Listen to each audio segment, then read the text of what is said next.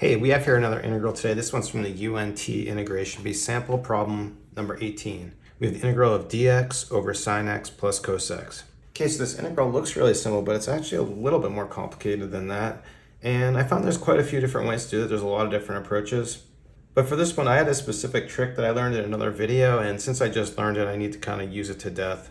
So what I want to do to use this trick is I want to take my whole denominator, because addition of trig functions in the denominator can be tricky in an integral. So what I'm going to do is take this and set this equal to something in the form of r cosine x plus t. And the reason this is so nice is because on this piece here, we can use the angle addition formula. Let's just take a look at that. But in order to make this work, we're going to need this constant value r in front. So I'll just distribute this in like this.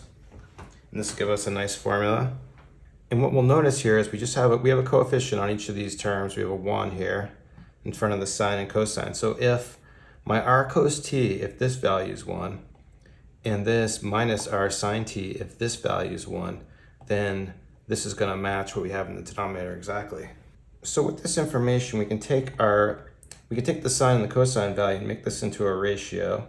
We can write it like this: minus r sine t over r cos t.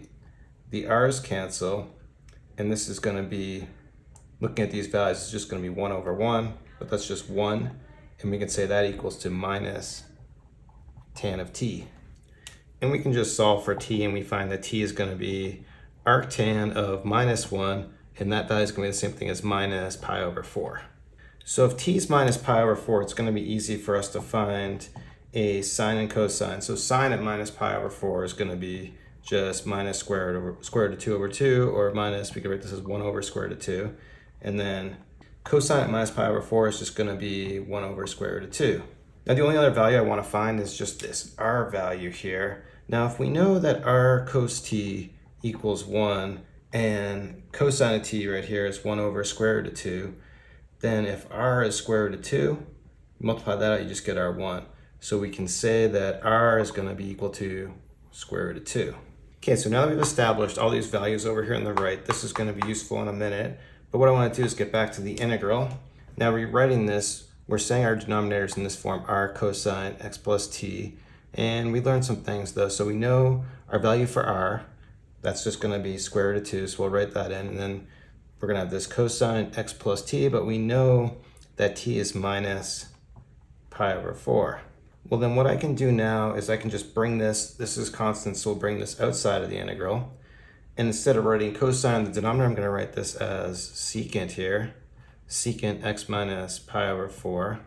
And then if you wanted to make this real clear, we could do a u substitution. But notice if u is x minus pi over 4, then du is going to be dx, and so the substitution is not really worth it.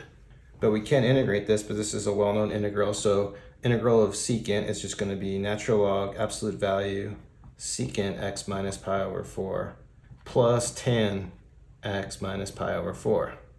But then from here, what I can do is turn this back into sines and cosines.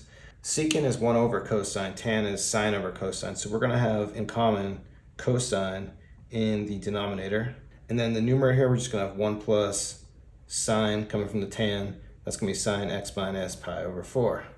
And at this point, we're really close. Now we can actually probably just leave it in this form, but I like to simplify it so we get our angle back to just x. For the cosine term, it's not too hard because we kind of defined this from the beginning. So let's just review that real quick. So we have what we did is we set this r cosine x plus t equal to the denominator. So what we're saying is r, which is square root of 2. So we're saying square root of 2 cosine x plus t is x minus pi over 4. We're saying that's just our denominator, which was sine x plus cosine x. But we want to isolate this thing, so I'm just going to divide by square root of 2. And so this over here, this is going to be our value for cosine right here. Then for our sine term, what I'm going to do, I'm just going to use the angle difference formula on this to get a value for this. So this is going to be sine x cosine pi over 4. Then, let's get the sine. Oh yeah, because we have a minus, this is minus, so this is going to be sine pi over 4 cosine x. Both the value for cosine pi over 4 and sine pi over 4 is the same thing. We can just write that as 1 over square root of 2. And I'm just going to factor that out of here. So we're going to have 1 square root of 2 sine x minus cos x, and that's going to be my value for this sine up here. So I'm just going to take these two values, plug it in, and then we can continue. Okay, so now that we have all our angles back to x, sorry, I forgot that one. So we have all of our angles back to x. And what I want to do, I think I'm just going to clean up some of these square root of 2. So I'm just going to multiply through by 1, but we'll multiply by square root of 2 over square root of 2. That's going to cancel this here. That's going to cancel this here. But we're going to need to multiply over here. This 1 times square root of 2 is just going to give us a square root of 2. So we'll have our final solution, which is going to be 1 over square root of 2, natural log, square root of 2 plus sine x minus cos x, all over just sine x plus cos x plus c. And that's it. Yeah, this pen, it's the last of the pen. Oh, this one's nice. Okay, that's it. So I really like this method. I know there's some other stuff out there. I did this with wear stress substitution on paper, and that works out fine. Let me know what other methods you tried on this one. I'd be curious just to hear. Thanks everyone for watching. Have a great day.